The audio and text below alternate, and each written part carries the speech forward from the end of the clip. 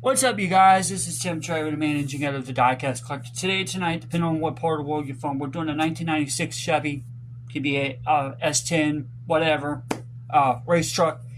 Anyway, this is another short we're going to add, but we're going to be adding a form feature on the end of this, so stay tuned for that.